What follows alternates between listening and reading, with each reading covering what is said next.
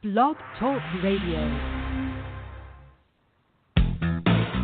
Welcome, ladies and gentlemen. Welcome to the End Time Tribune, covering breaking news and current events as it pertains to Bible prophecy. In effect, chronicling the coming of Christ the King.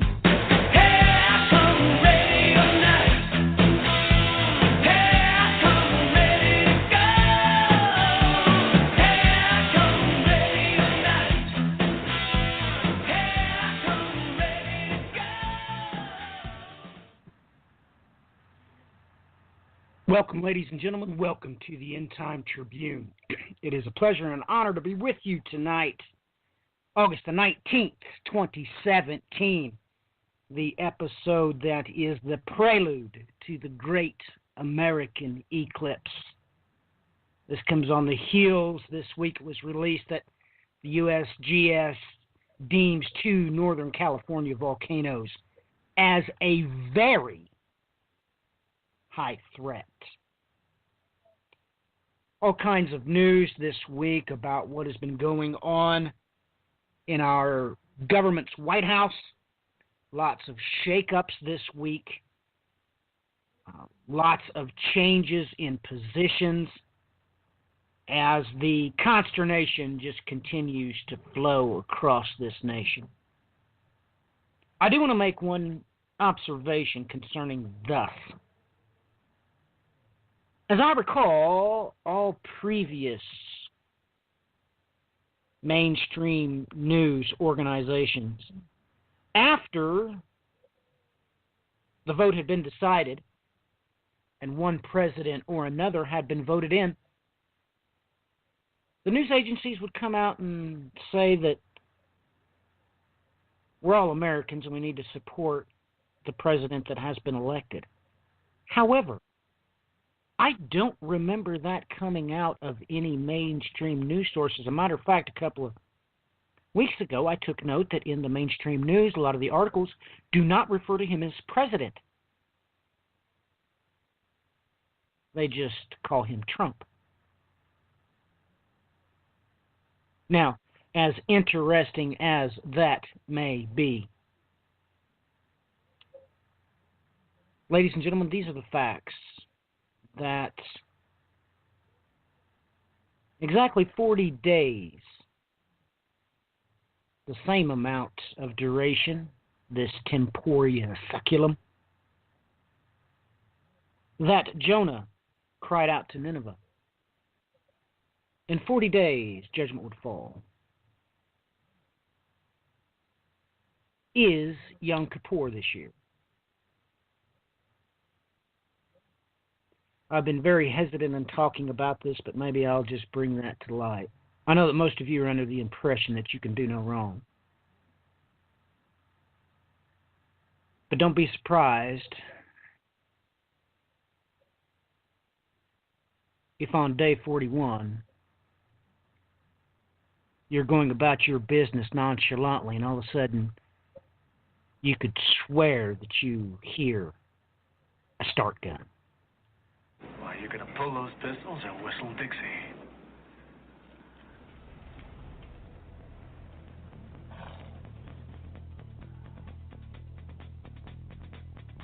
Let's ride.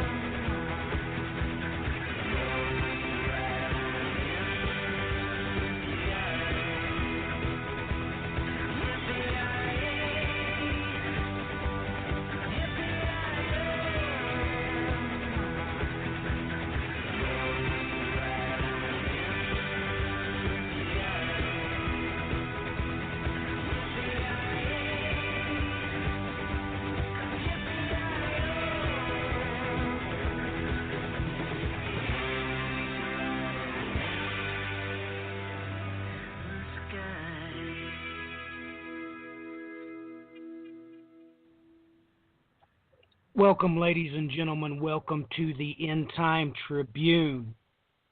Shall I quote? Jonah, chapter 3, verse 4. And Jonah began to enter into the city a day's journey. And he cried and said, Yet 40 days, and Nineveh shall be overthrown. Let's just keep that in mind for this entire episode, shall we? Clinton, how are you doing this week? And what's been catching your eye in the news? Well, I guess there's only one real way to put how I'm doing this week, and watching what's happening to our country and to our world, I'm saddened. I'm kind of standing beside myself, looking at it and just kind of in shock to see the deterioration that's happening, and you know, it weighs heavy on my heart to see this, and you know, I just don't know how else to put it. I understand. You know, like I said, I don't remember after the election all the mainstream news sources come out and saying what they always do. I mean, they always say this. I mean, I went back, I tried searching that particular thing. I was able to find mainstream news sources all the way back to Carter doing this. They would come out after the election and say, you know, we're all Americans. And I mean, they would word it different ways, but they would say, this is our president. They didn't do that this time, and they're not even properly respecting him in the news. They're not. I mean, check your news sources, ladies and gentlemen. Multiple times they won't call him president. It's all over the place. It's unprecedented, almost as if they are the ones trying to desperately stir up trouble. Brian, how has your week been, and what's been catching your eye in the news?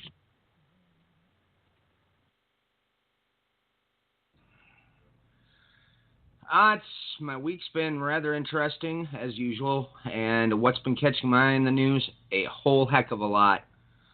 I mean, one thing I suspected earlier in the week, and sure enough, folks, be careful not to keep your eye just on the events happening here in America, because quite literally, it's a bit of a flash in the pan compared to a lot of other things that are happening that are going unreported in American media. So, you know, every time we see things like this, we have to remember to look at all the other circumstances that are happening at the same time. So, with that said, that's my take, at least for now. All right, ladies and gentlemen, let's get Clinton into the saddle, get straight away to his news barrage. Clinton, the saddle is yours. Thank you. You know, there's been a couple times where, you know, all week long I'm watching what's going on and trying to see, you know, through the barrage of the media and through the barrage of the disinformation that's coming through, and all that I see is where's the love? We have grown so cold as a people, as a nation. The fact that we are fighting over which hate group is better than the other hate group just shows the extent of our society, the extent of how lawless we have become, how heartless we have become. You know, I mean, if you look back at the civil rights movement and you take, you know, leaders like Martin Luther King and how they protested and how they fought for their rights, it wasn't necessarily this hate group versus that hate group. It was this type of people wanting rights. We don't have that now. We have the neo-Nazis who are going crazy. We have Antifa who is going crazy. We have the president fighting over which one is better than the other. You know, the alt-right or the alt-left, I guess that's a new thing. Which one is less violent? And that one should be the one that's looked into. It saddens me to realize that this is the extent of our nation. This is where we have come. And where we are going is a very, very dark place. If you can't see this, then you haven't been turning on the TV. everywhere you look, all over the every news broadcast. Doesn't matter if you watch Fox, CNN, One America, some guy on YouTube. It doesn't matter. Everyone is showing the same thing, and that is lawlessness is abound. Hate is abound. Racism is abound. This is taking us down a very, very dark road that I'm afraid that we are going to regret, because this is something that we as a country may not recover from. I hate to say that, but we have civilians take it upon themselves to desecrate monuments, regardless of which monument it is. It's, there's reports of some of them I think it was in Arizona, that a Confederate monument was tarred and feathered. We have, one that was ripped down and people arrested because they're ripped down. We have other ones with swastikas spray painted on them, or even a saint that had murder spray painted all across it. We have hate taking over. Now Scripture tells us that their hearts will be hardened, and that the people in the end will not repent for their sins. What do you take as this? Everyone is right. Everyone believes they are right. And no one is willing to compromise with the other side. No one is willing to talk to the other side. When we as a society get to the point that we are unwilling to acknowledge that, hey, maybe I don't have all the answers, maybe I'm human, and God doesn't talk directly to me and tell me all the secrets of the universe, if we can't admit that, then we're lost. We're absolutely lost. And Matthew brought up the 40 days of judgment that was brought upon Nineveh, or the 40-day time frame they had to repent. We as a nation are needing to repent. You can say any crime against God that can be made, and we have done it. We continue to do it, and it's accelerating. The fact that someone died at a protest, that many people were hurt in a protest, the action of the President of the United States right then and there should be to say that is wrong. But we have incitement of violence. The protest that happened today in Boston, it mimics what was going to happen in Virginia. But this one was cut short because the anti-protesters came out in force. Anti-protesters and protesters getting violent. You can put the two and two together where this is headed. Even Rush Limbaugh came out and said that the United States is headed towards civil war. He has a following that's been listening to his rhetoric for 40 years or however long he's been on the radio. This is being ingrained into the psyche of America. This is being ingrained into everyone. You can't walk down the street and not hear someone talking about this, about the violence that is spreading across our country, and that no one is standing up and saying, hey, where's the love? Aren't we instructed as Christians to love each other? Where's the church? Where is the so-called Christian right standing up and saying, hey, violence is bad, we shouldn't be doing this? Where are they? Nowhere. They're not found. They're not willing to stand up and say that this is wrong because they're not willing to admit that they're wrong. We're all wrong at one point. But we can all agree upon violence is the wrong cause. And this is not only just in the United States. We have it all over Europe. What happened in Spain was disastrous. A van drove through 7 blocks of people, killing, 13 or 16, and injuring over 100. 7 blocks on the sidewalk, bobbing and weaving in and out, hitting people. And that wasn't the big attack that was supposed to happen in Spain. That was just the precursor. The big one was supposed to be a massive explosion that they botched. The only reason we know that they botched is because, one of them went off and the police showed up at their house and 5 assailants came out with, fake booby traps on their bodies, suicide vests, and got into a shootout with the police and died. And then they found out that the plan was to have massive explosions and take out more and more people along with this driver that went through 7 blocks of people in Spain. We have Finland, where there was a massive stabbing in Finland. I think 3 were killed there, another 7 people stabbed. We had another one in Germany, same thing. There was one that came out today in Russia, a massive stabbing. When people are using automobiles as weapons, when people are going on to subways or going into places with mass populations and just randomly stabbing people, where is this leading us? Where is this headed? This is not going to take us anywhere good. This is going to take us down a road that leads to the loss of civil liberties for everyone. Because it has to. Because if you are going to have random people doing attacks on random people, there's no way to plan to stop that. There's no way unless you monitor everyone's actions. And we all know what that means. And none of us want that. Because that means the end of our freedom. Not only ours, but everyone across the globe. We all strive for peace, love, and happiness. But that has been taken from the majority of people around the globe. That has been taken as a plan.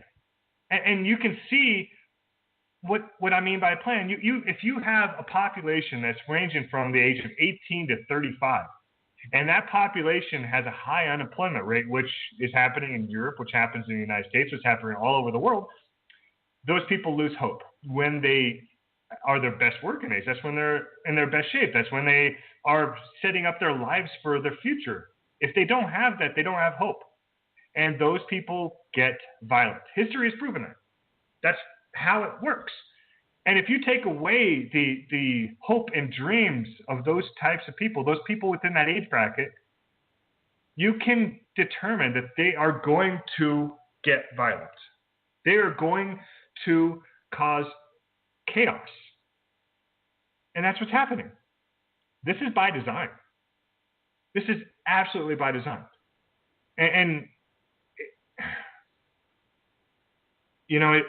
I'll bring up an example of Yemen. We haven't talked about Yemen in a while.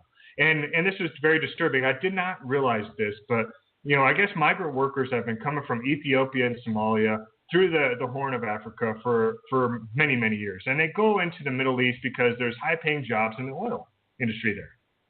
That is where, the majority of the hard labor workers come from. If you look at what Saudi Arabia did to Yemen, what the civil war in Yemen has done, it has decimated that country.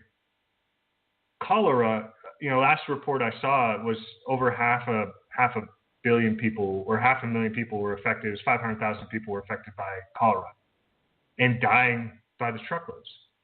But the migrants haven't stopped.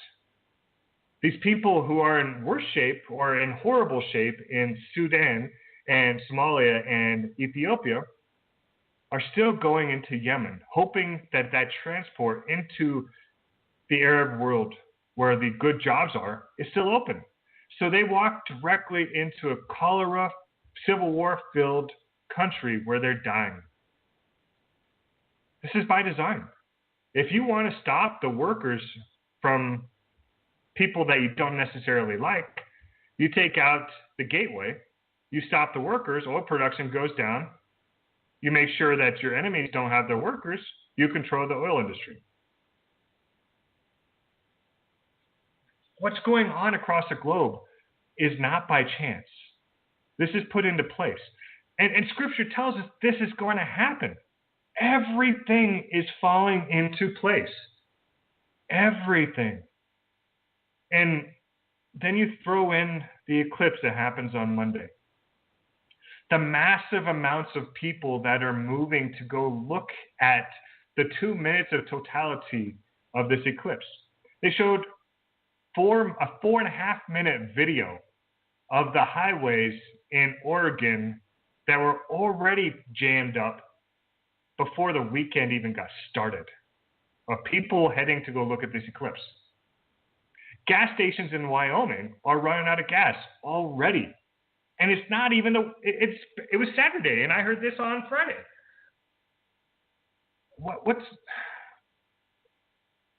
And everyone is rejoicing. Everyone is saying that, oh, wow, this eclipse is so amazing. You know, gotta show all the kids this eclipse. Gotta take a field trip up there so everyone gets to see it. And make sure to buy the special glasses, you know, for $50 a pop, you know, so you can look at this eclipse, when they don't know that this is a harbinger. Scripture tells us this is a harbinger against the Gentile nation. And we're looking at it and rejoicing, when people that have gone before us have always seen this as not a good sign. But we don't care. We're Americans. We're rich. We have everything we want. We have no desires for anything. We can do whatever we want, which describes a generation that is talked about that arrives before his second coming. We are defining that generation on a daily basis, and it's growing. It's growing. You know, the fact that there's little press going on about what happened in Sierra Leone, where there's a massive landslide that happened, that they know of at least 300 people that are dead and another 600 people that are missing, that are gone, that they have stopped receiving text messages from, which is amazing that people barely could send text messages, but they're not getting them anymore. So they anticipate that all of those 600 people are dead as well. So you're talking about 1,000 people gone on one mudslide. And people aren't talking about it. We have 16 million people affected by flooding just in Nepal, India, and Bangladesh. 16 million. I came across a video, and you know, I support everyone on YouTube who's doing the best that they can to get the message out. And there's one, it's called the End Times Ministry, and their most recent video was about flooding, and it showed all the flooding that's happening all across the globe. And it's scary to see everywhere it's flooding, everywhere. And then you have places like North Dakota that Matthew has brought up, or I've talked to Matthew about, who are in a massive drought, that they can't even, their crop is wasting away. We have California, where we can't have workers, you know, get the food off of the trees, so they're wasting away. This world is going absolutely insane, and going absolutely insane quickly. And that doesn't even bring up what's happening in our political system. Democracy is in trouble, guys. Plain and simple, democracy is in trouble. You look at what's happening in Kenya. The president of Kenya lost the election, but will not relinquish power, and is using the military to keep the people at bay so he stays in power. We have Venezuela that is going crazy and absolutely in chaos. And they're looking to rewrite the Constitution, which mimics exactly what happened in Syria, which happens in Turkey, to where they can have de facto ultimate power. That is the trend. Democracy is the bridge to dictatorship. That is what we are seeing across the globe right now. I hope that that doesn't happen in the United States. But what's happening in the political system of the United States is insane. The fact that we have CEOs that are supposed to be on councils to advise the president, or the president to advise them, because, we have a businessman that's going to be around the country as a business, they're dropping out and they refuse to endorse or work with the President of the United States. We have aides within the administration that are not saying that they are upset that Donald Trump said the racist comments. They're upset that he said it publicly, that behind closed doors they already knew this. I wish I was making this up. I wish I was making this up. Our country has the potential to be a light within the darkness, to be hope for the entire world as the entire world goes crazy, as the entire world goes dark. And we are losing our light. The fact that we cannot allow everyone the opportunity is wrong. And I'm not saying that that's just because white, black, or indifferent. It's because of our economic system. I came across, and this is an article a couple of weeks ago, about how the upper middle class is destroying the middle class.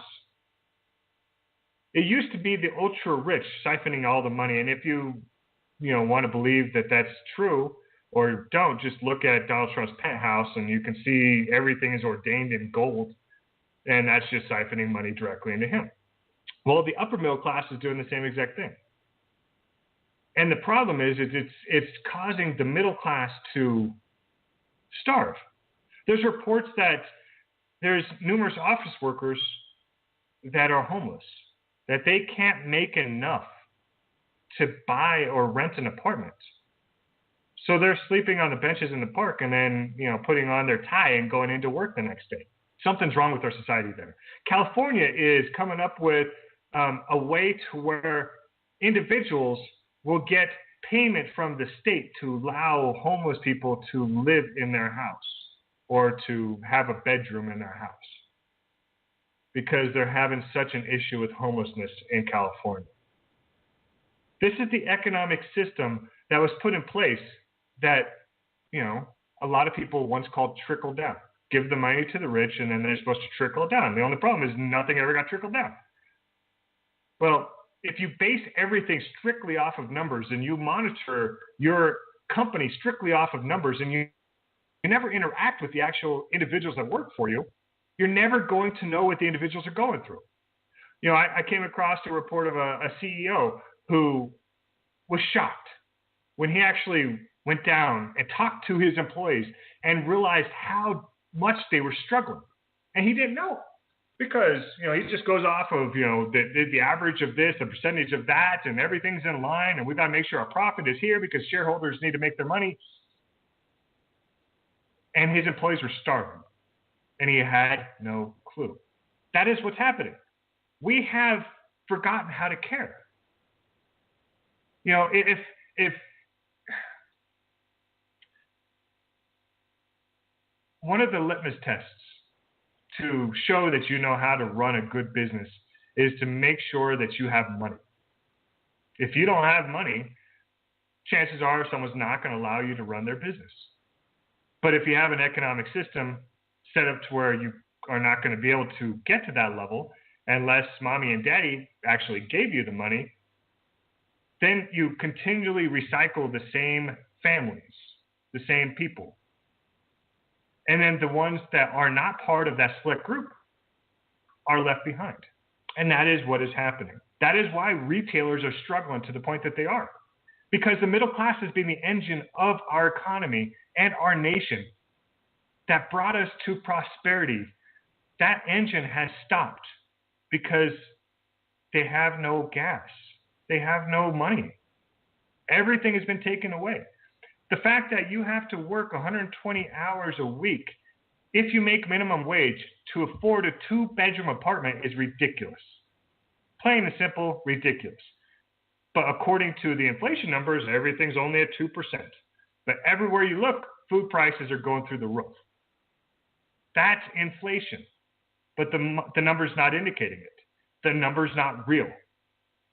And if you are basing everything based off of the numbers that you're given there and not actually looking for yourself, you're not going to know. You're not going to have any indication that people are in trouble because you just go off of the reports that are given to you. You just go off of the numbers they're given to. And that is the problem that we're in. But this is by design. This is a debt-based system. And what I mean by debt-based system is, if you have a third world country, and the philosophy of the United States for a long time was to build up the third world countries, get their economy built up, get their people built up, and then, get their infrastructure built up, and then all of a sudden they'll be, doing well for themselves. So what we've done is we go in and say, hey, we'll build these buildings and these factories and these bridges, and we'll even give you the money to do it. You just have to borrow it from us, knowing full well they're not going to be able to afford to pay for these loans. So then we build the factories, we build the bridges, we build everything that they need, and then they can't pay it, and then we default, and they are basically our hostage at that point. And then we put people into government that do what we want them to do, and that's how the system works. That's why the majority of the world is upset with the United States. Because, well, we put their people in debt. We put their people in poverty. And now we're seeing what that does. That's you can only push people so far before they revolt. History has proven that over and over and over again. The United States is going through this debt-based system right now. Credit card debt right now is higher than it was in 2008 before the financial crisis. Housing prices keep going up to where unless you can afford, a $500,000, $600,000 house, good luck buying a house in a lot of major cities.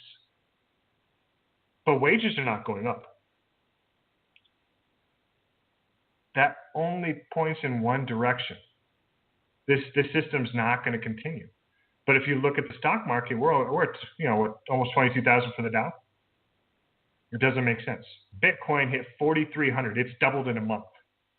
Why? Because people are afraid, they don't know what to do, and they're flocking to anything that they believe is safety. Plain and simple. They're trying to make a buck. They're trying to make something. What's going on? We don't care anymore. Our God is money. And the fact that Scripture even says that we will become lovers of money, point blank, that is what we are. As a society, as a world, we love our money. And we're holding on to our money to just because that's our God. This whole war that is brewing, this trade war between China and the United States, this whole war that's brewing is based off of money. The United States wants to retain the petrodollar, and the BRICS nations don't. Russia and Iran just came out with an agreement today. They just finalized a goods for oil service. So basically, Iran will give Russia oil, and Russia will give Iran goods. There's no exchange of the U.S. dollar in that. People have said for a long, long time, when that happens, that's the end of the petrodollar. That's the end of the U.S. dollar. That's one reason we went into Iraq. Saddam Hussein was starting to trade oil in the euro, not the U.S. dollar. As soon as he was taken out, one of the very first things that happened was, all of a sudden, if you wanted to buy Iraqi oil, you had to use the U.S. dollar, not the euro. That's the game. That's the system.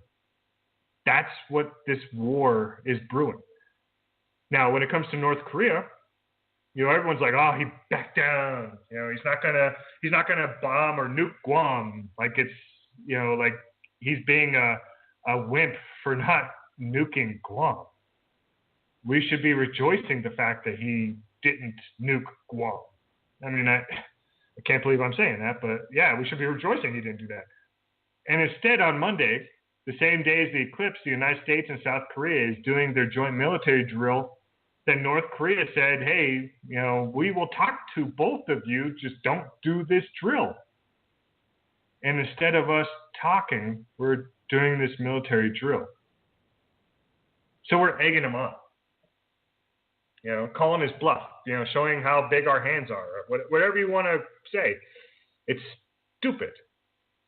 We shouldn't be egging on someone that we know has nuclear weapons, that we know has chemical weapons, that we know has hacking ability that can take out our banking system. That's the one variable people are not talking about. The old school way of doing war is with nukes. The new school way of doing war is through cyber hacking and cyber warfare. And unfortunately, I think North Korea is probably pretty far along with that because they've already shown it. They've already shown that they have the ability to hack into the world banking system, not just the United States banking system. They've got in trouble for, stealing money out of a Malaysian bank. I think it's something like $80 billion, which is why sanctions against North Korea don't work. Because, well, they just, hack in and take it and no one knows and they just spend it. And it's the best way I can describe it is basically you have the millennials versus the baby boomers. The millennials are on the internet. The baby boomers are still brick and mortar. Which one's winning? Not the brick and mortar. And that is what we are looking at right now. So no, we don't want to egg North Korea on, and no, we don't want to egg the BRICS nations on. Because this conflict will be a conflict that none of us ever want to see in our lifetime or our children's lifetime or our grandchildren's lifetime. But it's on our doorstep. It's right there. It's heading there.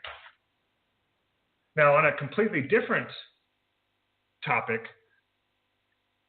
everyone's talking about these eclipses, but no one's really talking about the 4 possible hurricanes that are brewing in the Atlantic right now that are heading towards Mexico and the East Coast, and even to South Carolina. The interesting thing about it heading to South Carolina is that is exactly where the Great American Eclipse ends. So there's a strong possibility that the eclipse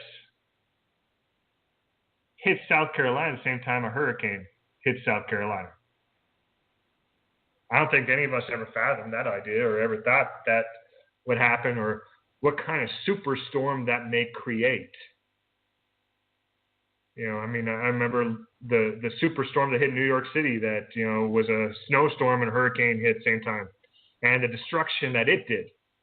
I can't imagine what an eclipse, considering the moon controls the oceans, what kind of devastation or what kind of problems that may cause, where an eclipse and a hurricane combine. But, hey, we may find out on Monday. I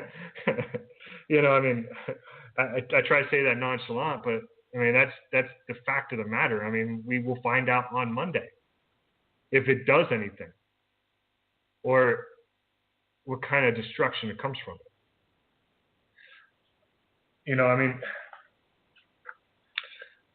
I just want to kind of, before I hand it back over to Matthews, everyone, we are here for a reason, all of us. And if you have your eyes opened and your ears are able to hear, you know what time it is. And what are we supposed to do? We're supposed to be a light within the darkness. A candle can be seen in pitch darkness 5 miles away. That is us. That is our duty, is to bring a little bit of light in this darkness that is overcoming our world. And that is what we are here to do. So Matthew, I'll hand it back over to you, man. Well, let me start by saying this. You tried to say it nonchalantly, but it's real, ladies and gentlemen, a hurricane eclipse. Now, listen, here we go again with mainstream news, quoting the simple fact that eschatology is isochronal, ladies and gentlemen. This is from USA Today.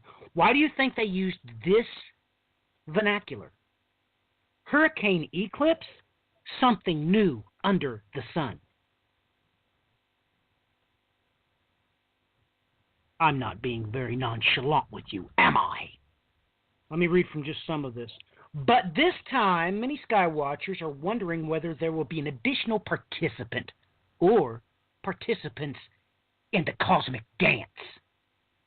Ladies and gentlemen, I know you've heard it out of Brian's mouth when he talked about the Aztec cosmology, the Mayan cosmology. Ladies and gentlemen, you have eyes to see and you read this article straight from USA Today. Oh, it's anything but nonchalant. It may sound like the plot out of a direct-to-airplane movie in which Z-list celebrities wield chainsaws, but there is a good chance that at least one tropical storm or hurricane will be within the region of the 50% more solar obscuration on Monday afternoon. Should this occur, it would be the first time an Atlantic tropical system has coincided with a total eclipse since the beginning of regular weather satellite imagery in 1996. That fact foremost speaks to the true rarity of total eclipses. Two things make the timing and the track of the 2017 eclipse special from the perspective of a potential hurricane eclipse conjunction. That's right, ladies and gentlemen, I'm reading straight from the article. A hurricane eclipse conjunction. First, this is the first eclipse in 50 years to occur during the most tropically active 2-month period between magical 59 days.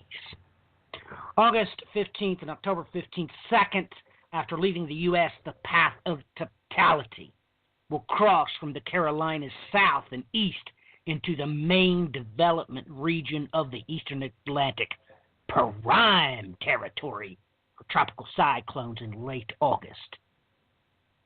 So the odds of an eclipsocane are better than average in 2017, but are they ever in our favor? You know, ladies and gentlemen, this entire article is disturbing, but I shall finish it. I used the National Hurricane Center's HURDAT-2 data set of hurricane climatology to take a snapshot of all the recorded tropical cyclone activity occurring at 2 p.m. Eastern Time on August 21st for every year since 1900. If a total eclipse occurred every year at that time, in only 2 of the 117 theoretical eclipses would totality have intersected the center of a tropical storm or hurricane.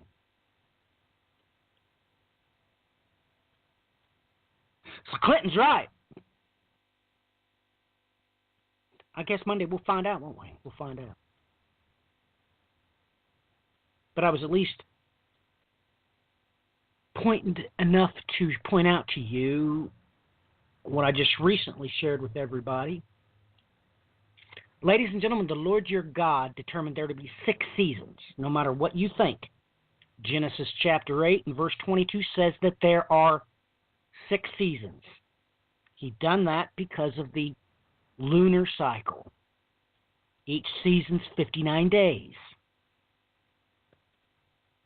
Now, ladies and gentlemen, you know what disturbs me? Do you even know what verse, do you even know what book of the Bible that phrase comes from? Something new under the sun. Makes me look at the author's last name. Well, isn't that interesting?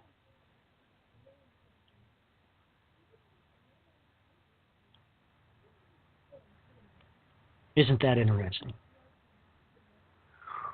This week we've had a safety alert after drug-resistant Japanese fungus is found in 55 British hospitals. They're calling this a superbug, and they're saying that none of their drugs is touching it, so the people in Britannia need to be worried. In Nigeria this week, we had 60 dead in a mysterious disease outbreak, which they have no idea what it is.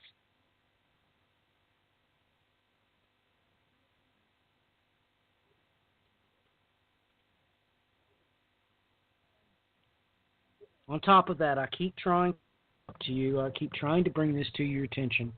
They try to cover it up with different things like, there's too much algae. No. Here we go again. In Clear Lake, California, this is a local news source. This wasn't released nationally, so this is local. This is why they come out and say what the problem is. Lack of dissolved oxygen leads to unprecedented fish die-off at Clear Lake. Ladies and gentlemen, you've got to take a look at these. Thousands of dead fish. Shade, carpy, catfish, carp, bass, sunfish. It literally looks apocalyptic. Petersburg, Florida this week confirmed the same thing, but they did not use depleted oxygen. They blamed it, of course, on algae. And just so you all know, the algae is a result of the deoxygenated water, not the other way around.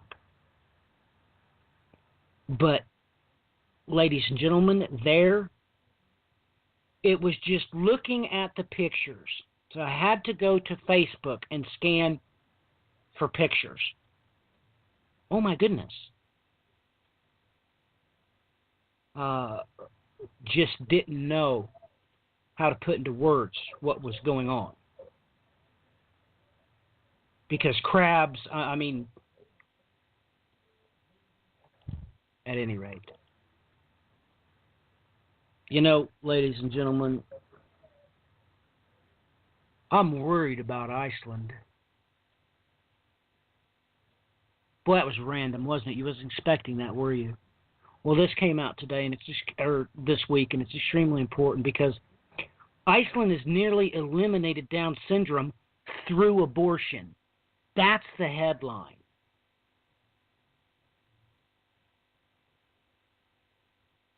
Now, ladies and gentlemen, they go on to praise this. Let me read just one sentence. With the continuous evolution of parental screening technology, it is no surprise that the number of children born with Down syndrome is declining. But Iceland, through the use of abortion, apparently is on the brink of completely eradicating the disorder from their society, or at least killing off all the unborn children with the condition. That's a direct quote.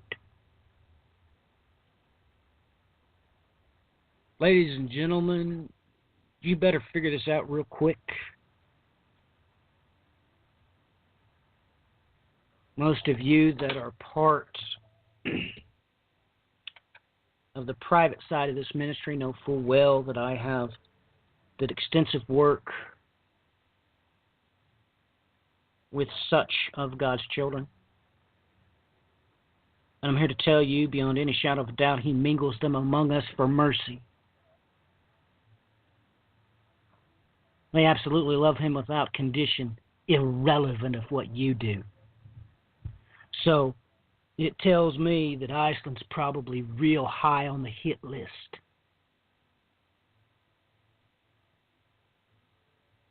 And may it be so. May He send forth His mighty host to eradicate these mothers who would murder the work of His good hands. People are so stupid. I've never met one person with Down syndrome, and I've met many, that was a God-hater. Oh no, that's always reserved for their parents that feel like they got a defective child.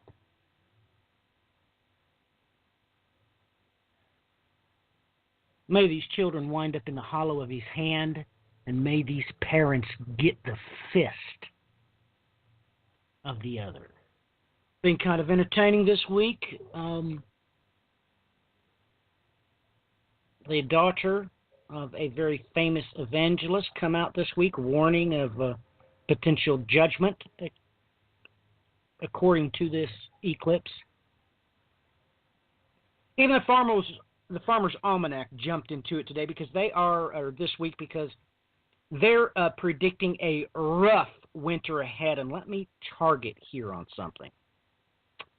Caught my attention. I'm going to read directly from the article. The most interesting prediction from the scientist at Farmer's Almanac targets the southern part of the Great Plains where Arkansas, Louisiana, Texas, and Oklahoma meet. People living in this area should expect wild swings in the weather over the winter, from very warm to cold, from clear to sunny. I'll read the rest of it, but I hope you all realize they just described with perfect clarity the Dust Bowl. That is the event horizon for the dreaded black blizzards that we've all forgotten about. Now, isn't that interesting?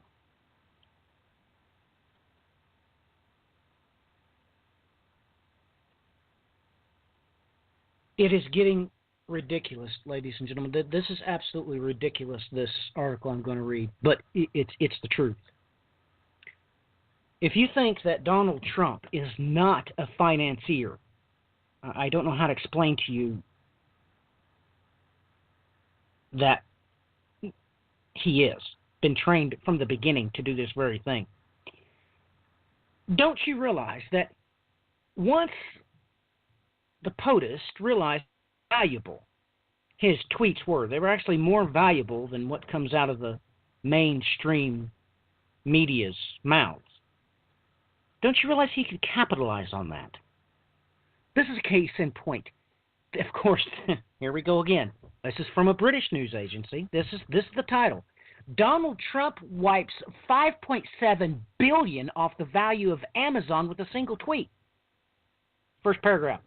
Donald Trump briefly wiped around $5.7 billion off the stock market valuation of Amazon on Wednesday with a tweet attacking the online retail giant for doing great damage to tax-paying retails. Ladies and gentlemen, you don't realize what he could have done. Did it. Had his advisors watched. As soon as the price dropped like a hammer, buy about $1 billion of it, and within hours, he was sitting on top, him and all of his buddies. But it would take a little bit of foresight and knowledge of insider training to be able to deduct exactly what he did. Now, this is what I find very troubling. Very troubling. Bannon this week stepped down. And I asked myself, now, why would that happen? Well, I'm going to tell you why. Because to me, it was absolutely obvious, and I knew where to look. I put in trade war Bannon. This was released within 24 hours. Oh, my goodness. Let me just read this to you. This is what he did. This is the headline. U.S., he said, in economic war with China, says Trump strategist Bannon. That's right. Let me read the headline again without interrupting myself. U.S., in economic war with China, says Trump strategist Bannon. Now, ladies and gentlemen, Brian would have been the first one to tell you that that was suicide, telling the American people what exactly was going on. Because let me read the first sentence here. White House strategist Steve Bannon argued forcefully in an interview published Wednesday that the United States was in an economic war with China and the confrontation with nuclear-armed North Korea is just a sideshow. Oh, ladies and gentlemen, if you didn't think the One Belt, One Road was the root of all this, you were daft, because Brian has talked to you extensively about it. But Steve Bannon did the one thing that you can't do. He told everybody what was going on. So with that in mind, let's take a much-needed break from this societal suicide that's going on. Oh, by the way, before I take a break, I do need to bring this up. I know all of you probably remember that a couple of weeks ago I mentioned the suicide outbreak that we had been told in multiple hospitals. Just absolutely unbelievable, but just so you know, I asked some more questions, and the caseworkers are very nervous for the children because they already have had to change the laws, and when a child dies, they have to check to make sure that that child wasn't the only child in the family that had a life insurance policy, because there's a cascade of this going on. Just so you all know, the pediatric caseworkers are incredibly worried that a bunch of parents are going to go to the store and buy regular sunglasses and put superhero stickers on them or something and tell their children to watch the eclipse so they go blind so that they can get the disability for their children because they can't find jobs and there's nothing else they can do and they're desperate. And, of course, they know that they'll probably just buy one of those sticker books with the going rage at the time, which is, Superman, Wonder Woman, that kind of stuff. And if they are requested to bring in the glasses, they'll just put those stickers on the eclipse glasses.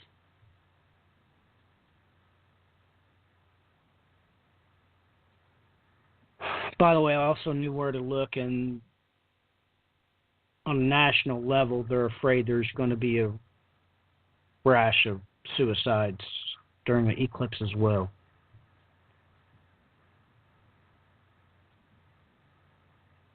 But yet, all the grandparents are driving around in $250,000 RVs with bumper stickers that say, "Spending our grandchildren's inheritance."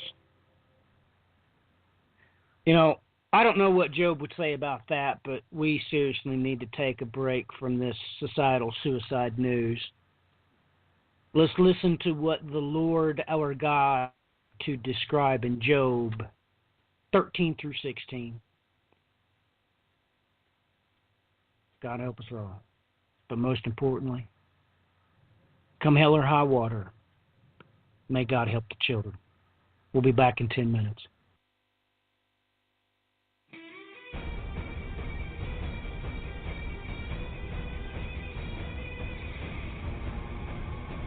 The Book of Job, chapter 13. Lo, mine eye hath seen all this, mine ear hath heard and understood it. What ye know, the same do I know also. I am not inferior unto you. Surely I would speak to the Almighty, and I desire to reason with God. But ye are forgers of lies, ye are all physicians of no value. Oh, that ye would altogether hold your peace, and it should be your wisdom. Hear now my reasoning, and hearken to the pleadings of my lips. Will ye speak wickedly for God, and talk deceitfully for him? Will ye accept his person? Will ye contend for God? Is it good that he should search you out? Or as one man mocketh another, do ye so mock him? He will surely reprove you, if ye do secretly accept persons.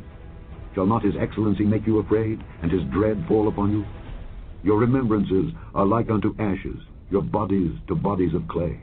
Hold your peace, let me alone that I may speak, and let come on me what will. Wherefore do I take my flesh in my teeth, and put my life in mine hand? Though he slay me, yet will I trust in him. But I will maintain mine own ways before him. He also shall be my salvation, for an hypocrite shall not come before him. Hear diligently my speech and my declaration with your ears. Behold now, I have ordered my cause. I know that I shall be justified. Who is he that will plead with me?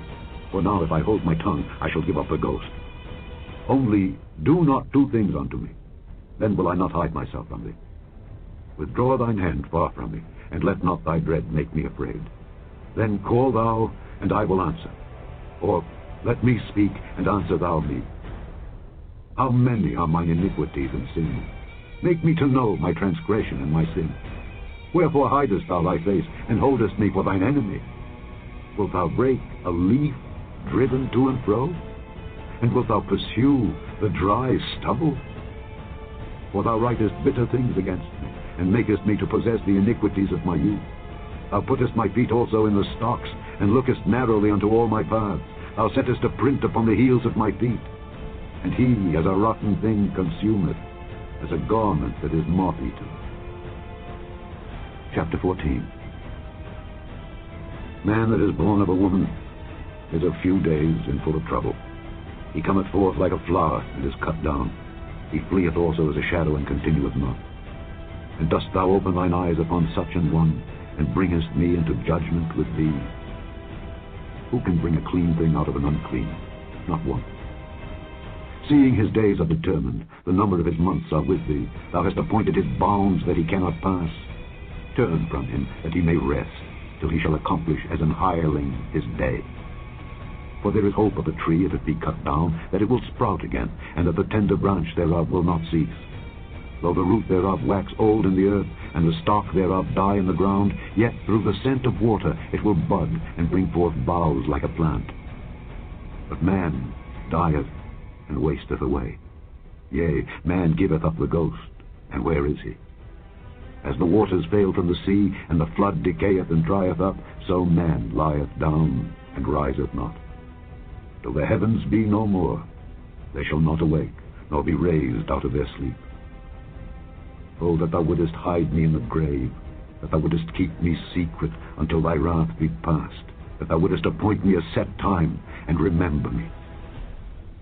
If a man die, shall he live again? All the days of my appointed time will I wait till my change come. Thou shalt call, and I will answer thee. Thou wilt have a desire to the work of thine hands. For now thou numberest my steps. Dost thou not watch over my sin? My transgression is sealed up in a bag, and thou sewest up mine iniquity. And surely the mountain falling cometh to naught, and the rock is removed out of his place. The waters wear the stones. Thou washest away the things which grow out of the dust of the earth, and thou destroyest the hope of man. Thou prevailest forever against him, and he passeth. Thou changest his countenance, and sendest him away. His sons come to honor, and he knoweth it not. And they are brought low, but he perceiveth it not of them. But his flesh upon him shall have pain, and his soul within him shall mourn. Chapter 15. Then answered Eliphaz the Temanite, and said, Should a wise man utter vain knowledge, and fill his belly with the east wind? Should he reason with unprofitable talk, or with speeches wherewith he can do no good? Yea, thou castest off fear, and restrainest prayer before God. For thy mouth uttereth thine iniquity, and thou choosest the tongue of the crafty. Thine own mouth condemneth thee, and not I. Yea, thine own lips testify against thee. Art thou the first man that was born, or wast thou made before the hills? Hast thou heard the secret of God, and dost thou restrain wisdom to thyself? What knowest thou that we know not? What understandest thou which is not in us? With us are both the grey-headed and very aged men, much elder than thy father. Are the consolations of God small with thee? Is there any secret thing with thee? Why doth thine heart carry thee away? And what do thy eyes wink at, that thou turnest thy spirit against God, and lettest such words go out of thy mouth? What is man, that he should be clean? And he which is born of a woman, that he should be righteous? Behold, he putteth no trust in his saints. Yea, the heavens are not clean in his sight. How much more abominable and filthy is man, which drinketh iniquity like water? I will show thee, hear me, and that which I have seen I will declare, which wise men have told from their fathers, and have not hid it, unto whom alone the earth was given, and no stranger passed among them. The wicked man travaileth with pain all his days, and the number of years is hidden to the oppressor. A dreadful sound is in his ears. In prosperity the destroyer shall come upon him. He believeth not that he shall return out of darkness, and he is waited for of the sword. He wandereth abroad for bread, saying, Where is it? He knoweth that the day of darkness is ready at his hand. Trouble and anguish shall make him afraid. They shall prevail against him as a king ready to the battle. For he stretcheth out his hand against God, and strengtheneth himself against the Almighty. He runneth upon him, even on his neck, upon the thick bosses of his bucklers, because he covereth his face with his fatness, and maketh collops of fat on his flanks. And he dwelleth in desolate cities, and in houses which no man inhabiteth, which are ready to become heaps. He shall not be rich, Neither shall his substance continue, neither shall he prolong the perfection thereof upon the earth. He shall not depart out of darkness. The flame shall dry up his branches, and by the breath of his mouth shall he go away. Let not him that is deceived trust in vanity, for vanity shall be his recompense. It shall be accomplished before his time, and his branch shall not be green. He shall shake off his unripe grape as the vine, and shall cast off his flower as the olive. For the congregation of hypocrites shall be desolate, and fire shall consume the tabernacles of bribery. They conceive mischief, and bring forth vanity, and their belly prepareth deceit. Chapter 16. Then Job answered and said, I have heard many such things. Miserable comforters are ye all. Shall vain words have an end? Or what emboldeneth thee that thou answerest? I also could speak as ye do. If your soul were in my soul's stead, I could heap up words against you, and shake mine head at you. But I would strengthen you with my mouth, and the moving of my lips should assuage your grief. Though I speak, my grief is not assuaged, and though I forbear, what am I eased? But now he hath made me weary. Thou hast made desolate all my company, and thou hast filled me with wrinkles, which is a witness against me. And my leanness rising up in me beareth witness to my face. He teareth me in his wrath, who hateth me. He gnasheth upon me with his teeth, mine enemy sharpeneth his eyes upon me. They have gaped upon me with their mouth. They have smitten me upon the cheek reproachfully. They have gathered themselves together against me. God hath delivered me to the ungodly, and turned me over into the hands of the wicked. I was at ease, but he hath broken me asunder. He hath also taken me by my neck, and shaken me to pieces, and set me up for his mark. His archers compass me round about. He cleaveth my reins asunder, and doth not spare. He poureth out my gall upon the ground. He breaketh me with breach upon breach. He runneth upon me like a giant. I have sewed sackcloth upon my skin, and defiled my horn in the dust. My face is foul with weeping, and on my eyelids is the shadow of death. Not for any injustice in mine hands. Also my prayer is pure. O earth, cover not thou my blood, and let my cry have no place. Also now, behold, my witness is in heaven, and my record is on high. My friends scorn me, but mine eye poureth out tears unto God. Oh, that one might plead for a man with God, as a man pleadeth for his neighbor. When a few years are come, then I shall go the way whence I shall not return.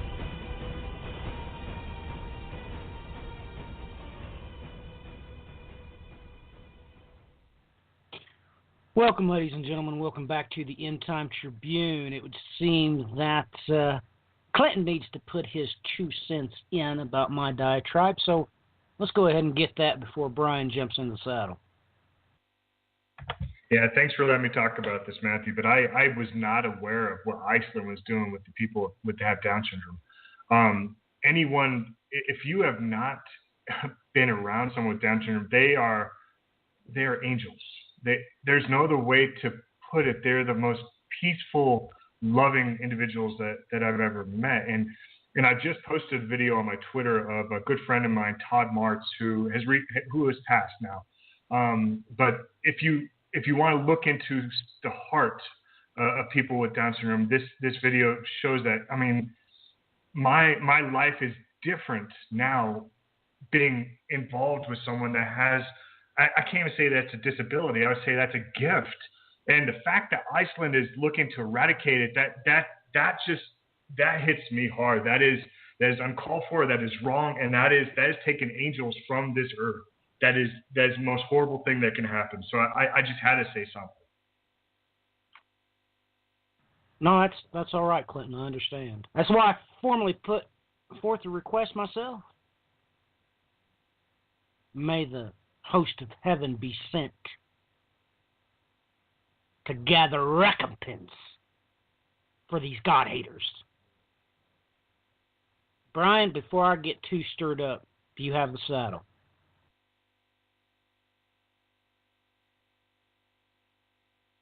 Alrighty. Yeah, this is one of those infamous areas of where do we begin first. There's just so much stuff that's happened here over this last week, and trying to get to the bottom of stuff is getting more entertaining by the moment. I think we've kind of reiterated that over and over and over again throughout time here. And, I'm finding the further we progress here, you're having to go through at least 5 to 6 news stories to find out what really happened in a circumstance. And it just gets to the stage of ridiculousness. For instance, we're going to start here with something, because we pretty much had talked about this, I'd say at least a good couple of months ago, about what was really happening inside of Syria concerning the chemical weapons and where they had come from when that last attack happened, when Trump ordered the naval vessels to come in and flex their muscles and fire off a boatload of Tomahawk missiles, and then turns around right afterwards, basically, and then drops a mega bomb over in Afghanistan. And I think that's a good indicator where things are going when you really step back, especially concerning a lot of the, how would you say this, retooling of the administration that's now within the White House. Because we went from a whole heck of a lot of insanity, and you'll find out that most of those people now that have been shoved out the door, well, they're all part of the same camp. Bannon is just one slight indication of this. And, I do want to point out kind of quickly here, the story breaking with him stating that we were in a massive trade war here with China. Well, I would have to say a little bit more than that. A memorandum on top of it, though, was released this week on whitehouse.gov that was actually previous to his firing.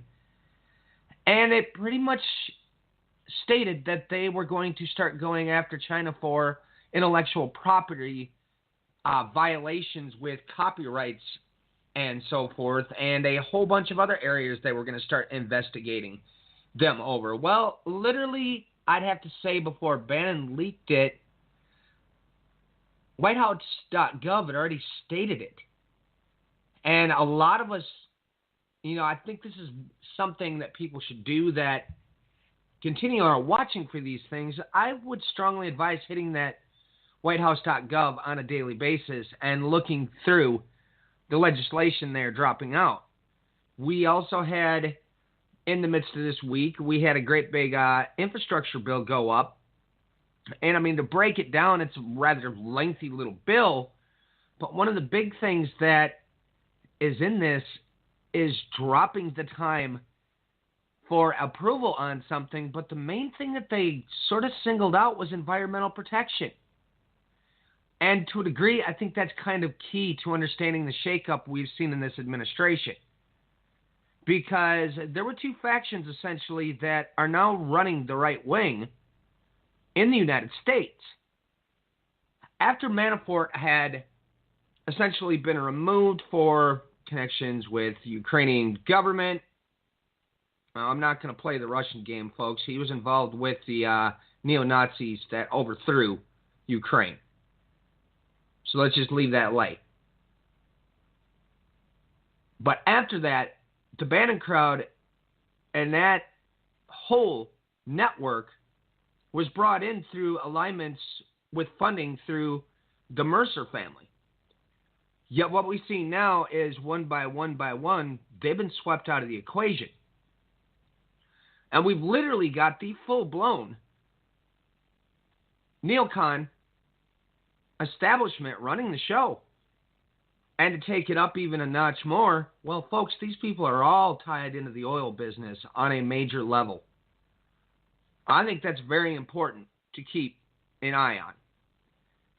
Because when you have an administration that is filled with oil barons, you have a bought and paid for third party that is now running the right wing. Folks, these are no longer your standard everyday Republicans any longer. And what they call them, for those that are more aligned with the original conservative party, whatever terminology they may want to use for it, they're not speaking too nicely about. They want them out. Back when, in the Obama administration, we had the Tea Party flare-up. well, flared up right here in Madison, Wisconsin. I got to see the whole thing with my own eyes, folks. They took over the White House during the Obama administration. This was the infamous party of no that everybody spoke of. It's a whole new grouping of people, all rallied around basically corporate interests. This is all they basically do now. They're bought and paid for. They slam anything through the door they want. This is why they're loosening all the environmental protection across the board. When we consider this in light of what is happening with the OPEC nations, because this is a pattern, and it's happened more than once. When the OPEC nations start making cuts to slow the output of oil because we have a glut, trouble always follows. And these gluts, this overproduction of oil hitting the market full swing, is also another pattern. And they used this exact same strategy again, because this happened prior to the fall of the Soviet Union, and it really did not help matters for their failing economy as is in the Soviet Union at that time. They used this again to knock Russia down economically because they are one of the biggest producers of oil in the world. They used the same tactic again, but here's the problem. On the other side of that tactic, they start doing what they're doing with the OPEC nations. They start pulling the oil backwards, stopping production, slowing it down. For instance, a couple of them they didn't really talk to bring into the deal was Venezuela and Libya. We're having trouble in both of those places right now as we speak, which forced the oil production to come down. And yet, of course, America didn't do anything to sanction the oil over there in Venezuela because, of course, well, the Gulf states here in the United States, that's where they take that oil. They have refineries that are built specifically to deal with it. And they don't want to mess with that. Just rather interesting once again, this whole infamous oil thing seems to be at the forefront. When you see these shocks like this, when they overfill the market and then they start telling the OPEC nations to pull back. Okay, we brought up Kenya earlier. I wanted to know why there was so much discord around Kenya, so of course I ran over, looked at the encyclopedia article. Well, lo and behold, China's got major investments in Kenya. Not to even mention the fact that they're basically getting ready to develop one of the biggest oil fields they've found in that region. And of course, lo and behold, guess what? Once again, we see flare-ups happening. Right there in Kenya. Not coincidence. Myanmar, one of the bigger port cities. Once again for China. Well, we have radical, yes, get this one, folks, radical Tibetan Buddhists who are fighting against Islam and the Christians and everyone else. Quite violently, as a matter of fact. Radical Tibetan Buddhists. But for those that have listened in the past, I've warned about the Tibetans. They use that terminology of Buddhists. They are not your garden variety regular Buddhists that follow after the original teachings. No, they are altogether something different. They always have been. Their religion is based off of their ancient religion, which is the Zhangzhung, and they've just taken elements of Buddhism and brought them in. To put this nicely, you're dealing with sorcerers at a level far beyond people's understanding. Tibetans have been used many times by the CIA in the past, and before China had its massive war with Tibet, well, guess what? The CIA was already using them to keep tabs on China. So you begin to wonder if there's a little more than meets the eye to this. But that sort of whips us around to what's happening between India and China as we speak. You see, China and India are both two of the biggest emerging economic superpowers. And we got trouble between the two of them. I believe it's in Bhutan where this is breaking out. I just had that story up, as a matter of fact. And why do I have... one moment, folks. Sorry about this.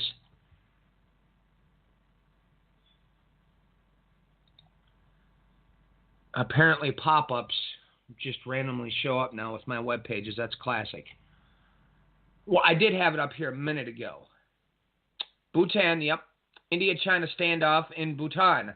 And there's a region there in the Himalayan mountains which, folks, this has always been an important area for the trade routes between China going down in and through to India.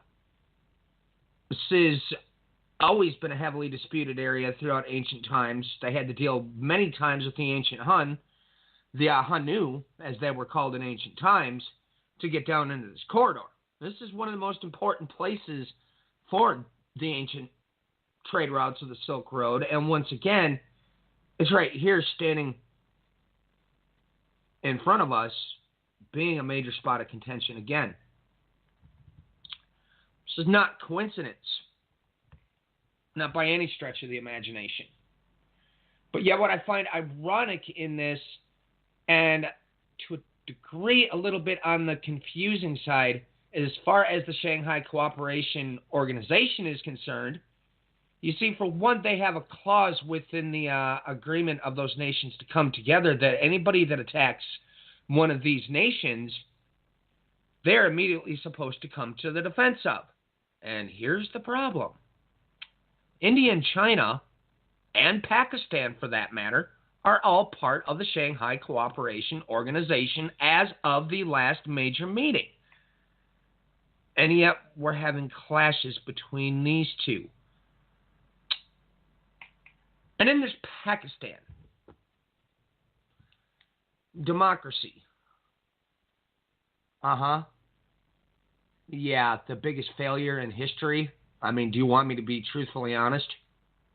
Because, I mean, they set it up directly so that it was the big property owners ruling over the lower class once again. And then, America's trying to make everybody else become democracies. It's not working out too good here in the United States now, is it? And we try to enforce the same system on everyone else. But this goes back over to what's happening here in Pakistan as well. In the last couple of weeks, we had the leader there has been caught in mega scandals.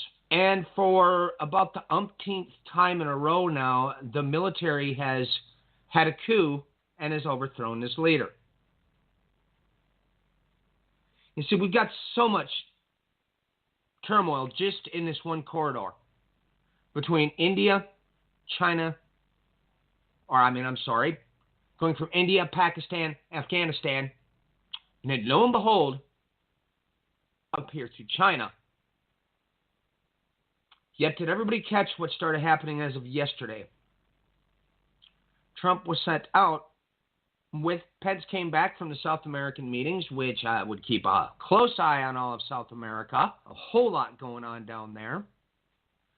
They came back. Pence cut the trip short to head to Camp David for the Afghanistan talks.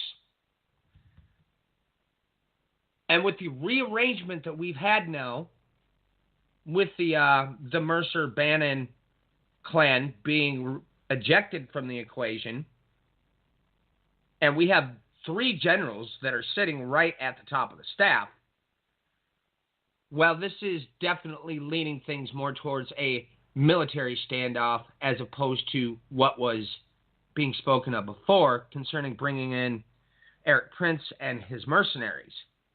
Yeah, here's the thing, folks. You have to understand, for one, that most of the contracts with Eric Prince in the past came through the CIA and varied other offshoot intelligence communities in the United States, because you start to pull them up, you're going to find out there's more than just one intelligence agency. There is a boatload of them, down to the fact that the one that atypically the right wing itself uses, which was based off of the Office of Policy Coordination at the end of World War II, nobody even knows who its leader is. So anything that's going to be happening with these mercenaries, they are going to keep off the radar. But Afghanistan right now,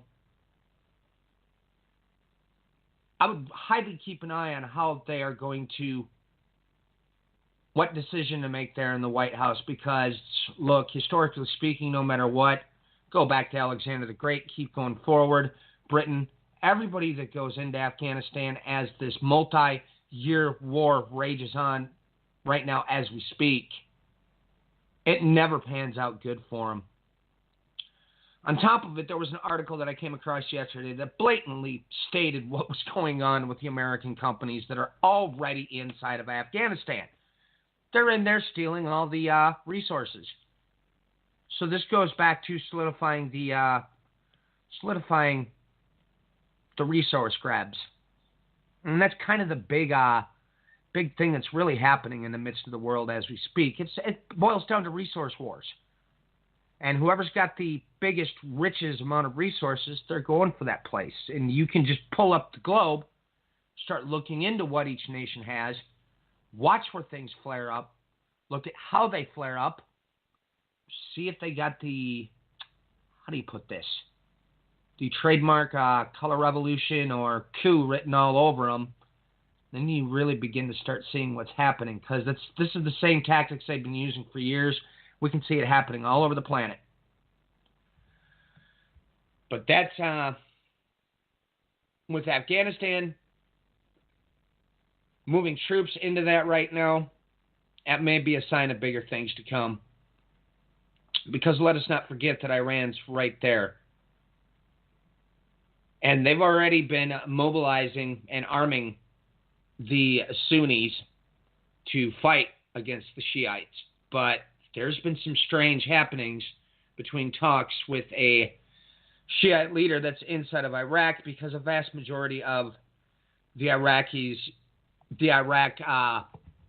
areas are being ruled over by Shia, which is quite a change from what was happening previous to the Ba'athist Saddam Hussein regime falling. That's been causing all sorts of other problems. Yet the big one on the table here, right now as we speak, and we did a show on this a little while back, everybody knows that the wild card in this mix, besides Afghanistan, because that corridor is definitely being left in disarray for a purpose, Kurdistan and this independence vote is setting all four of those nations into very large predicaments, and they are all not too pleased about this. Iraq is not too happy about this. That part of that Kurdistan region goes up into Turkey. They are ticked as can be. Goes into Iran. Well, we've already seen the handiwork of some of the Kurdish people inside of Iran as they keep speaking about regime change, especially when Rex Tillerson came out quite some time back and angered the entire governing body of Iran, threatening regime change. Goes up into Syria. We've got the region up in Rojava. The September 25th vote for independence is a mega flashpoint.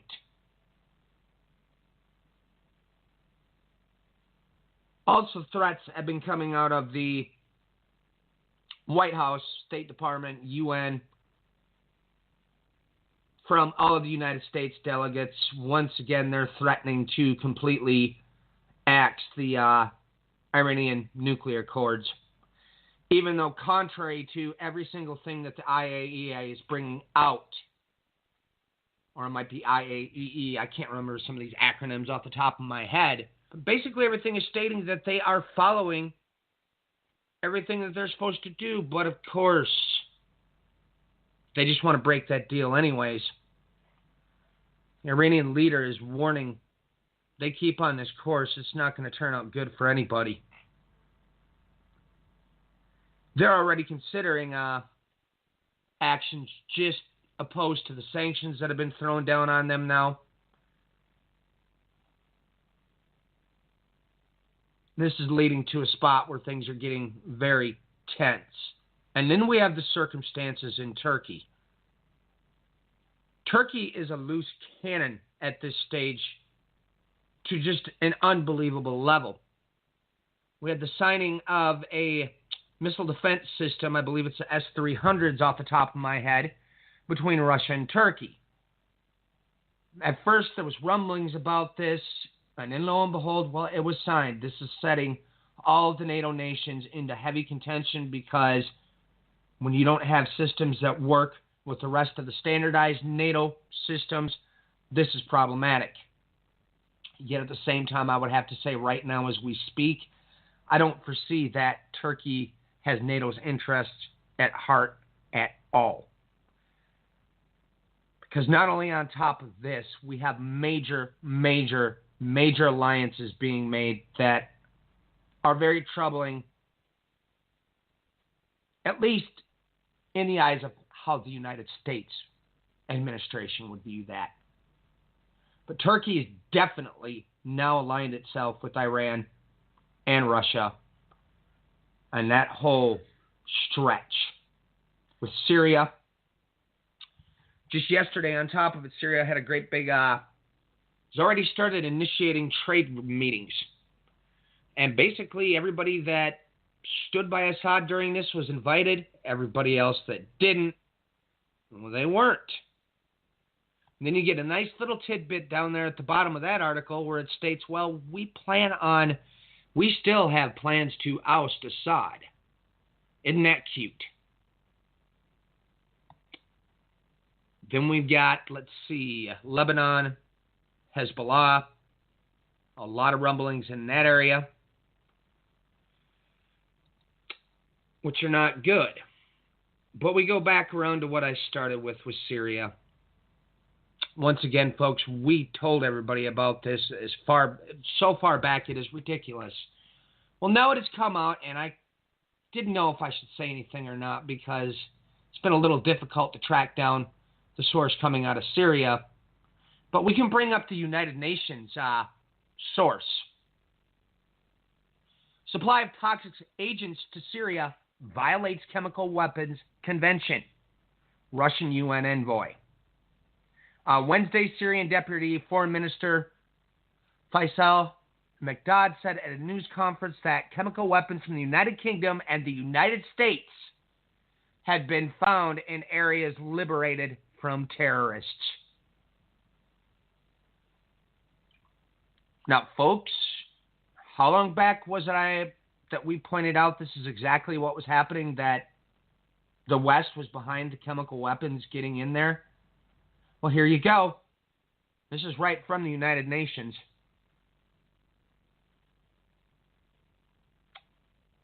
I should catch everybody's attention.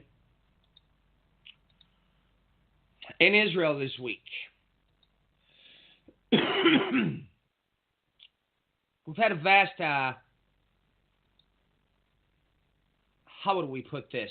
Let's just say alliances between the neocon establishment in the United States and the Likud party, right wing of Israel, have become so blatantly apparent now that it is ridiculous. After the events that happened in Charlottesville and the ridiculous statements that kept coming out of the Commander-in-Chief's mouth over the course of the week, by the third time, he essentially, the Commander-in-Chief, had decided he was going to quote Fox News word for word. And folks, there's several stories out there where you can see what happened. They compared the previous night's Fox News broadcast and put it side by side with what came out of Trump's mouth in that entire speech. And yes, I watched his entire speech, so I don't need to relay whatever variants of things that have been told to people was said. And yep, that's where you got his briefing on it, folks. Fox News. This is now where you see how things get so confused. I mean, if he's not actually looking over the actual video and footage, that tells me that the president has no idea what's actually happening. That's not good, folks, because his statements were in left field concerning how far the left went in this circumstance. Yes, there were people that showed up there to cause trouble, but a vast majority of them, you can watch video footage, especially when things got heated near the end at varied points. And when the car came in, okay, those people were peaceful.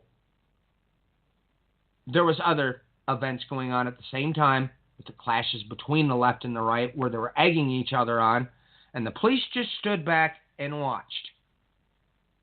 Now, it's hard to make a call on that one as far as what the police should have done in that situation, because when you look at it from both angles, you begin to realize, well, we did have right-wing militias there that had assault rifles and semi-automatic pistols and were just armed to the teeth. It sort of put them in a position where intervening could have been just as bad as not intervening, and maybe intervening could have ended up causing a wholesale slaughter. So this is a hard one to make a call on.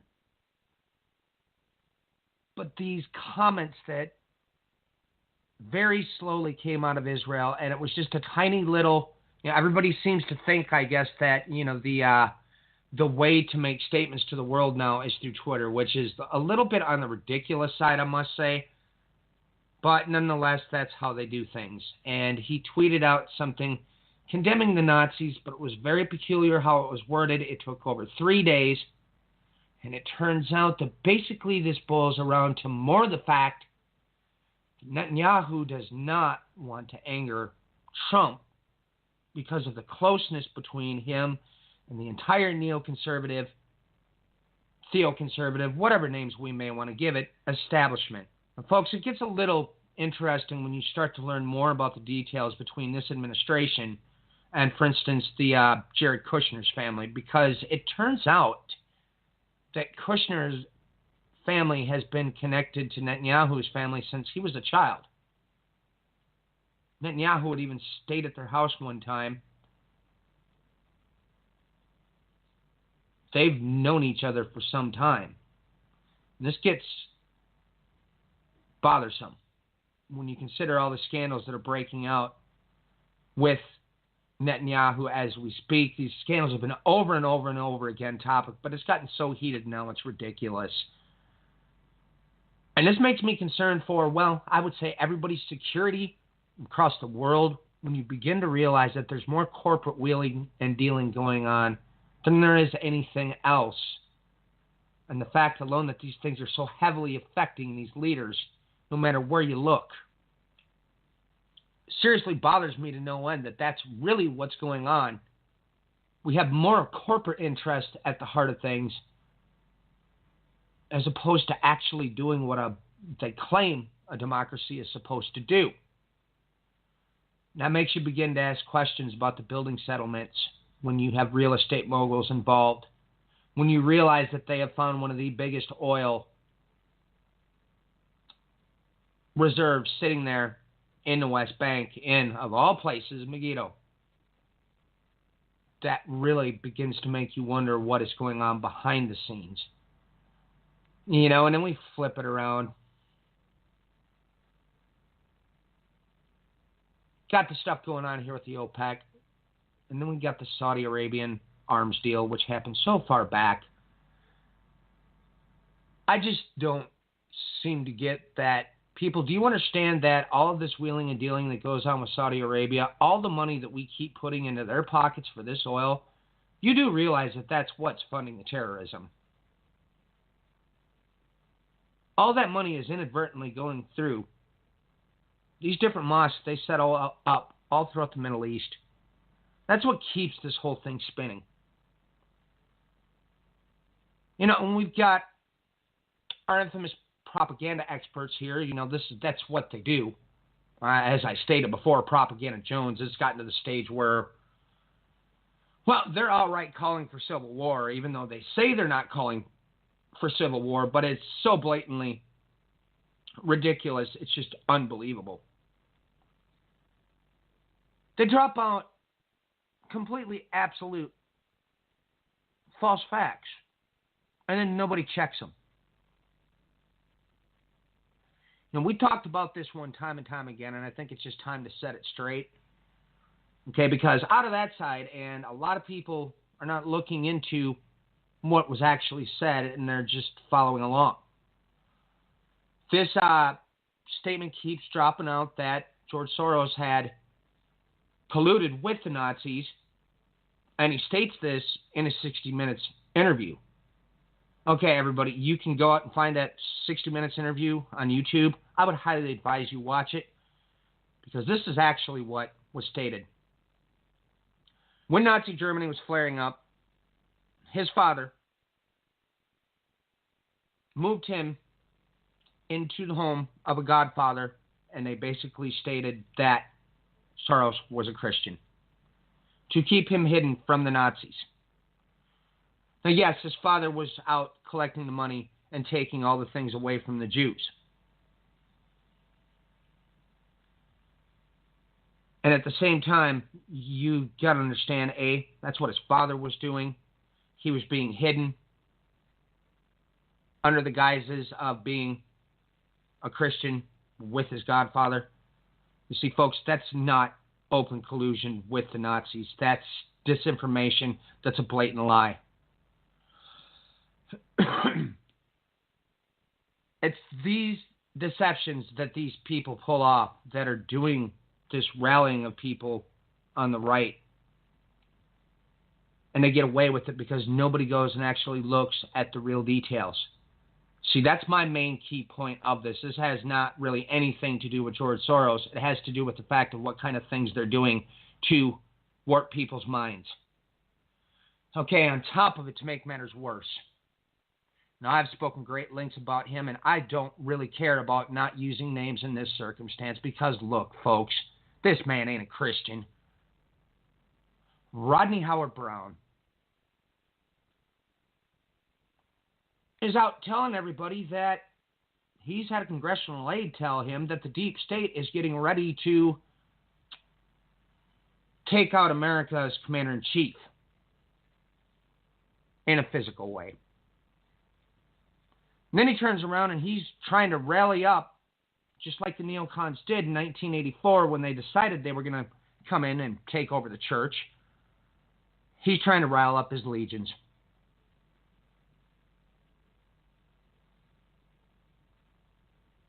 People, you need to be aware of what these people are pulling. You need to start thinking for yourselves.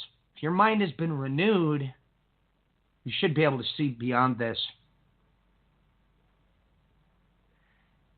And I get quite frustrated and irritated when I see these supposed leaders like this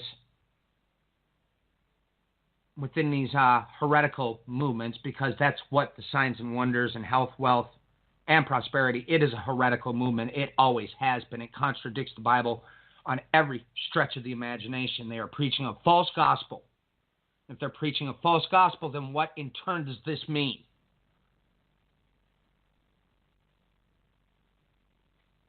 These people are calling for people to rise up. They're calling for all kinds of insanity.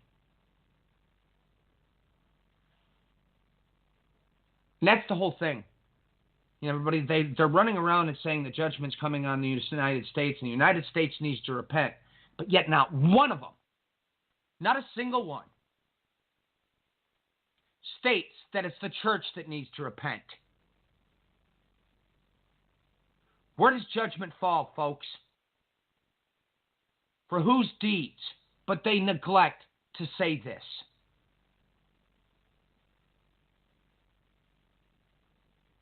You know, I find it ironic that they're stating that, well, this is a sign of judgment. Folks, have you taken a look around the United States? How long have things been very bad here? Have you looked into the number of natural disasters in the United States compared to everywhere else in the world? You didn't think there was a problem? Oh, you think judgment's coming with this eclipse, and you forgot what's been happening this whole time. Now, what does the church keep running around and doing? They keep calling for an awakening, a revival. And they say that to get the nation to repent, but they don't mention the fact that it's a church that has to do so.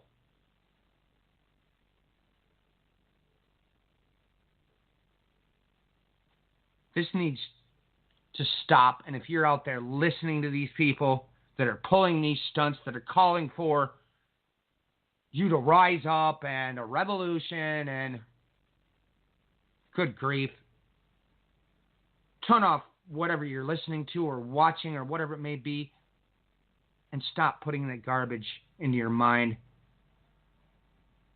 This is a very dangerous time, especially for all this kind of nonsense to be getting flared up in the midst of what we have taking place. I mean, folks, you do need to realize real quickly that a lot of the people that rallied and been coming out, this started happening during the election cycle. This is not the first time this has happened in the United States, folks. This is a cycle. This is a pattern.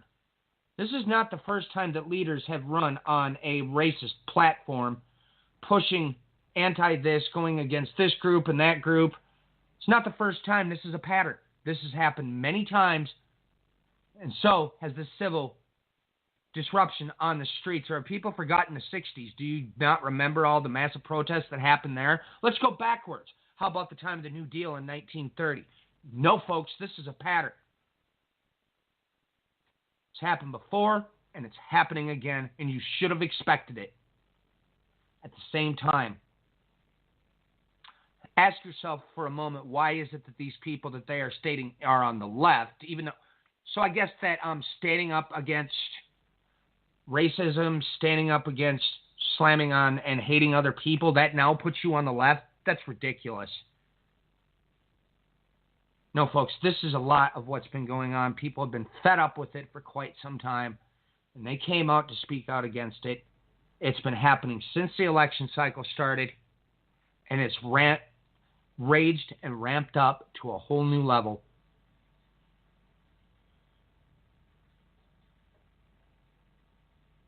Showing up at these places during these situations, not very wise, because the neo-Nazis, white supremacists, they got about 50 different thousand names for them. It's hate. And that's what they're hoping. They're hoping the other side shows up. They're looking for a fight. And you go there to these things, you're giving them what they want.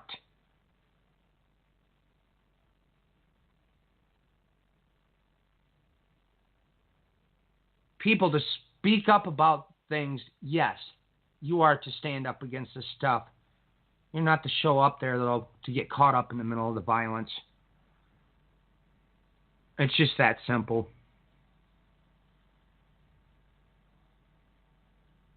I think we got all kinds of stuff here that is boiling all over the place. We have things that are happening all throughout Eastern Europe, within the Balkans. We have groups that are siding with Russia. We have groups that are siding with the European nations. That's an old pattern that's actually important. Kind of an old pattern that went back to World War I. It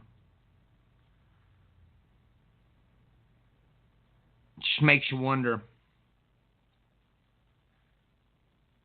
Round 3, how is this one going to get started? Well, I think we've already been in round 3, but are things going to escalate here? There's so many flashpoints now, it's utterly ridiculous. The United States is really, really ramping up things as far as China is concerned, as far as all these different corridors are concerned. I don't know. We know next is going to be wide-scale, mega inflation. Need to keep an eye out for the things that are going to be the causes of that. And a massive, massive oil shock.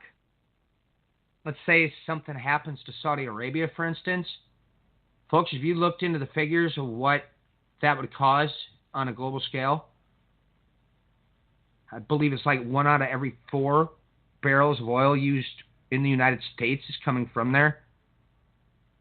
Any one of these major spots is hit, or suddenly, lo and behold, something happens where they pull everything back and say, nope, we're not giving you any.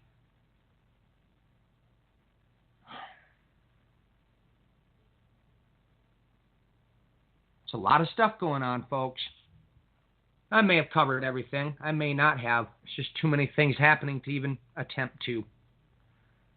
But folks, when you see stuff like this happening for you, those of you that are in the United States, be mindful of not getting caught in the tent and veil of news that they keep everybody locked into, as they call the infamous news cycle. Okay, we've went from the Russian aspects, and then all of a sudden everything flipped around last week to North Korea, and then lo and behold everything switched around to the events that just happened here in Charlottesville. They're putting a veil over the top of everything, and folks, you need to learn to start looking outside of that veil and keeping an eye on everything that is happening in the world. So I'm stopping there. I kind of ran pretty long this time anyways, but nonetheless, let you guys chime in here for these last few moments. Well, Clinton, your comments, follow-up information? Well, it's amazing listening to, you guys talk as well. And I'm trying to keep up and post articles on Twitter as you guys are speaking. And it's, everyone talks about, the mainstream media is not, reporting this or that. No, it's all there. It's just that their lens is not correct. I mean, you have to use scripture as your lens to see exactly what's going on. And everything is there. You can see it if you're able to see it.